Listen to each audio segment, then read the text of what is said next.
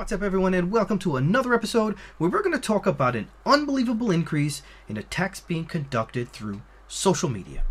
We all use Facebook or Twitter or Instagram or TikTok or blah blah blah, and we share so much information through these channels.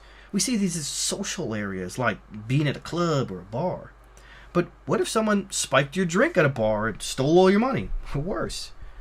You might recall the episode about how Americans alone lost $3.5 billion, that's billion with a B, to cybercrime just in 2021 alone. That's $12,780,000 lost each and every day to things like online love scams, NFT scams, or cryptocurrency theft.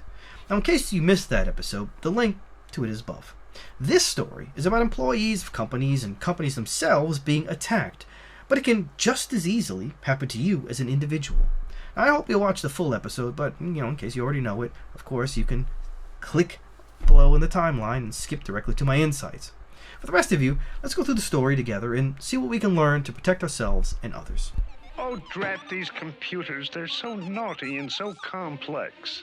I could pinch them. Social media as a threat channel saw a twofold increase in attacks throughout 2021, according to the latest quarterly threat trends and intelligence report from Phishlabs by Help Systems, the leading provider of digital risk protection solutions. That might have sounded like an ad, but it's not. In Q4 and throughout 2021, Phishlabs analyzed hundreds of thousands of phishing and social media attacks, targeting enterprises, their employees, and brands. This report provides an analysis of the latest findings and insights into key trends shaping the threat landscape. According to the findings, the number of social media attacks per target increased 103% from January 2021, when enterprises were experiencing an average of just over one threat per day. In December, enterprises averaged over 68 attacks per month, or more than 2 per day. I know that doesn't sound like a lot, but you're getting attacked through social media twice each and every day. And remember, that's only one attack vector. Congratulations, you're doing a great job by wanting to learn about these attacks being performed through social media channels. I appreciate your support by watching my episode about it. If you are new to my channel and have not already, please consider subscribing to my channel and smashing the bell to be notified when I upload new episodes where I give you insights into the newest important cybersecurity news stories like this one. With my insights, you can be better prepared to protect your company, your family, and yourself against these and other cyber attacks. So hit the subscribe button now and let's continue to learn about the story together. 2021 was another record-setting year for social media as a threat channel. Threat actors use social media to commit fraud, impersonate brands and executives, and launch a variety of cyber threats, forcing security teams to monitor a variety of platforms for activity targeting their enterprise, said John LaCour, principal strategist at Help Systems. Financial institutions were the most actively targeted by threat actors, since their services are often used broadly across several business sectors. While threat actors continue to target high-value industries, they're also investing resources in exploiting ill-prepared organizations through platforms like social media, said LaCour. In 2022, enterprises must broaden their line of defense, starting with strong cross-channel monitoring and building relationships with technology providers in new areas to quickly minimize the scope of threats targeting their organizations. Here's some more rosy information from the report. Hybrid Vishing, or Voicephishing, attacks initiated by email increased 554% in volume from the first quarter to the fourth quarter. Phishing volume has grown 28% year over year, with half of all phishing sites observed in the fourth quarter being staged using a free tool or service. Malware delivered via email nearly tripled in the fourth quarter, led by a resurgence in Qbot and Zloader attacks.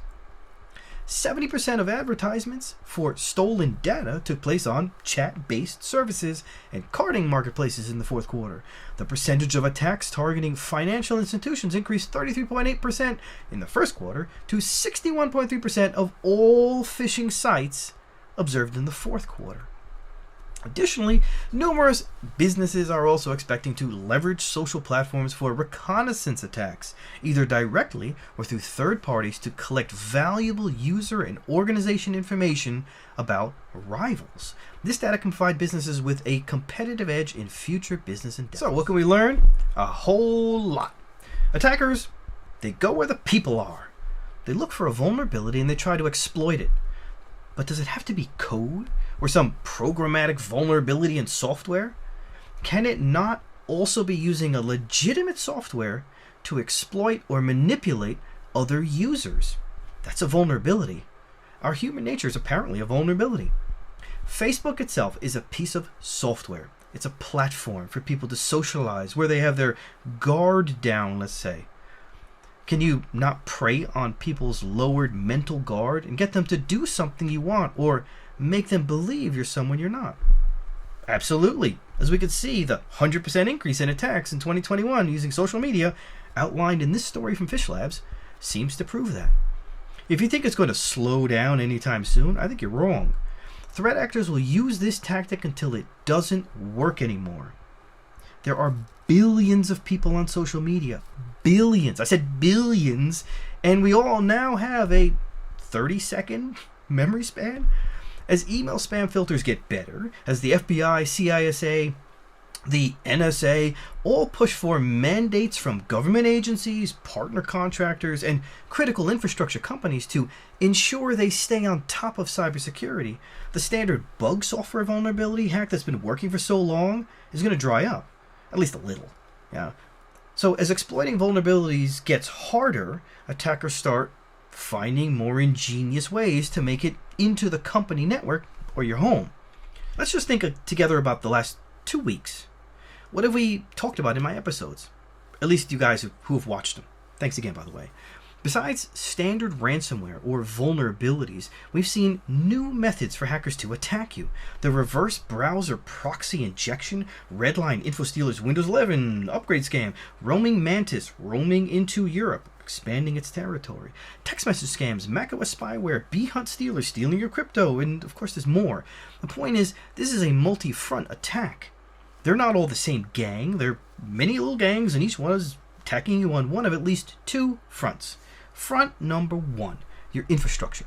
This is your home router, your home cool 16 terabyte NAS server that you can connect to from your phone from anywhere. Your home surveillance IP camera, and that's your home. Your work?